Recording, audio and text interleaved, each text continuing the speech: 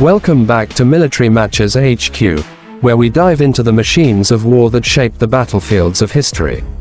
Today, we're taking a closer look at one of Britain's most produced tanks of the Second World War, a vehicle that might not always get the same spotlight as the Churchill or the Cromwell, but played a vital role in keeping the Allies moving forward, the Valentine, officially known as the Infantry Tank Mark III, or A22.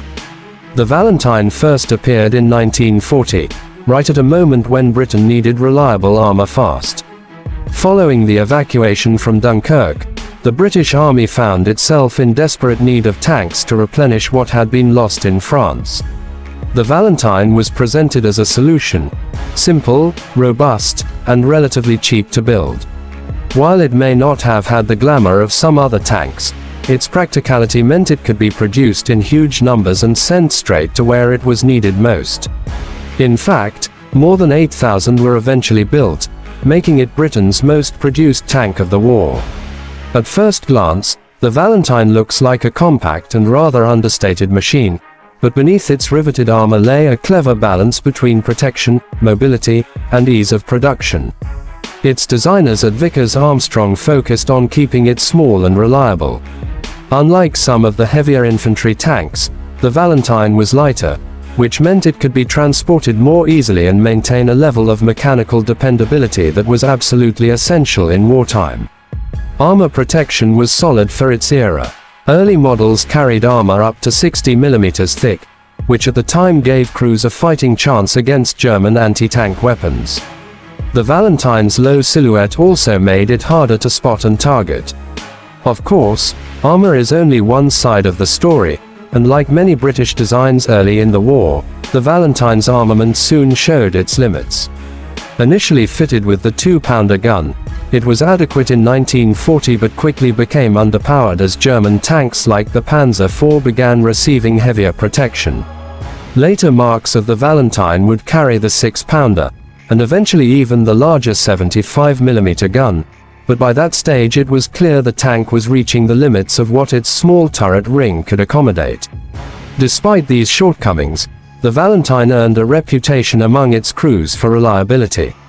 While it wasn't the fastest, with a top speed of around 15 miles per hour on roads, it rarely broke down, even in harsh conditions. This proved to be one of its greatest assets, particularly in campaigns such as North Africa.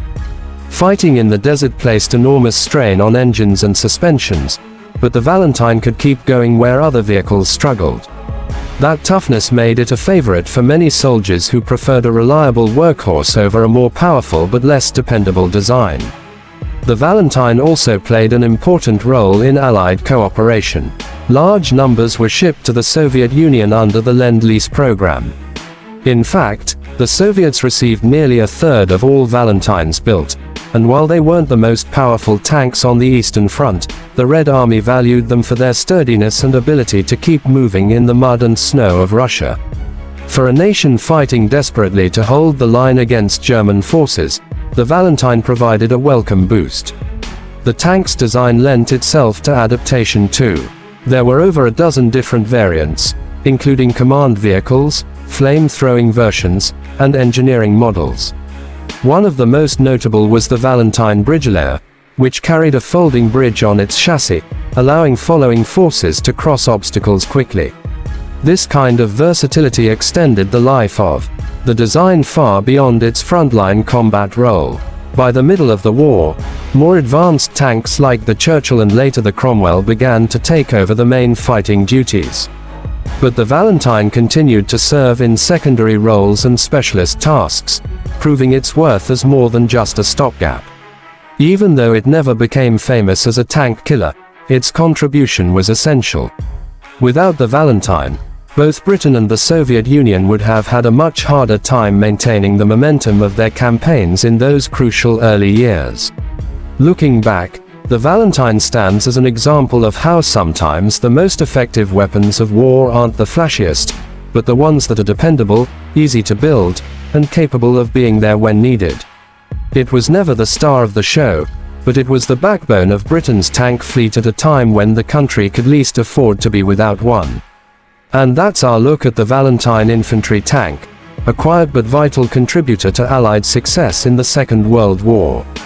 If you enjoyed this deep dive into one of Britain's unsung armored vehicles, make sure to subscribe and join us next time here on Military Matches HQ, where history's machines of war are brought back to life.